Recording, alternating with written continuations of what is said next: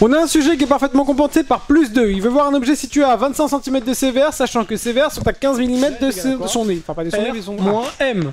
Et je sais que c'est R par rapport à H et M par rapport à H. R par rapport à H, donc c'est 2,06. Par contre, ce sera de trouver CL et PL. D'accord?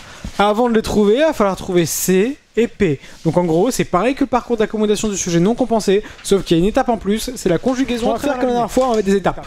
Premièrement, trouver R par rapport à L. Trouver P avec une relation des cartes. À votre avis, grâce à quoi? PL et CL, ne vous bousculez pas.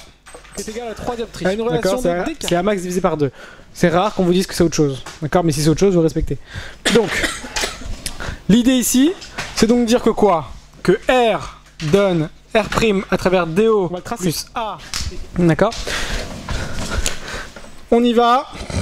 H'. Quand on fait un parcours d'accommodation, on s'en fout en fait ce qui se passe à l'intérieur de l'œil. Donc le R' n'est pas... Le récap rapide, c'est quoi? Je fais mes 3 chaînes d'images.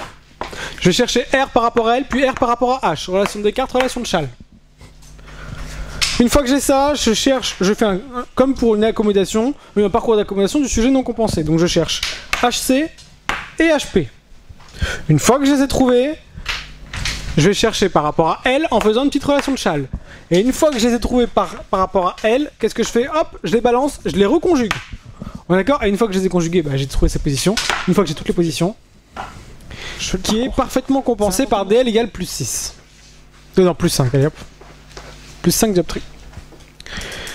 Et on veut voir un objet ML, donc LML, qui veut voir un objet à 40 cm, quand il est hypermétrope de 5, il doit faire un effort d'accommodation, augmenter la puissance de son cristallin de 2,81.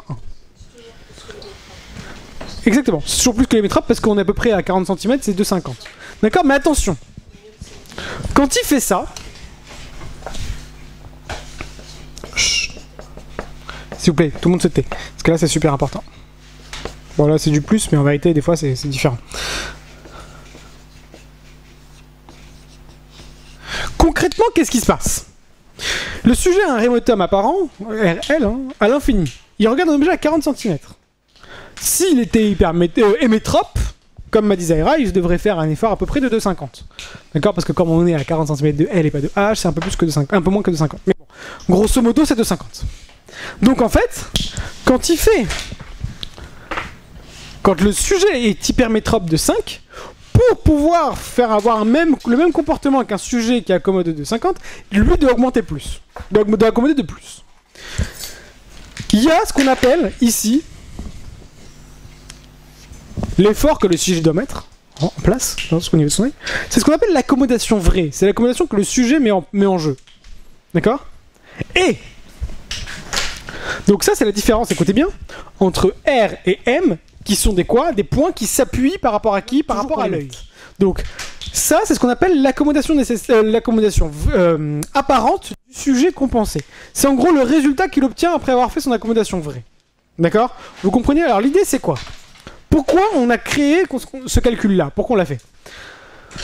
Parce que des fois on fait des tests sur des sujets. Ce serait trop compliqué de voir ce qui se passe derrière la lunette. Je prends un test. On n'a pas besoin de vous donner ce qu'on appelle la compensation parfaite du sujet. On va juste voir ce qui se passe devant la lunette. En sachant qu'il est parfaitement compensé. Donc je vous donne son Lmax. CP, toujours confondu avec la distance harmonique, distance idéale de travail, distance qu'on veut, à laquelle on veut travailler. D'accord? Donc, ici, moins 0,4 mètres. Le sujet, pour avoir de l'infini jusqu'à 28 cm avec ses lunettes, mais que entre quoi? Entre 1 mètre et 67 cm, ce sera pas très confortable. D'accord? Donc il faudra aussi le dire.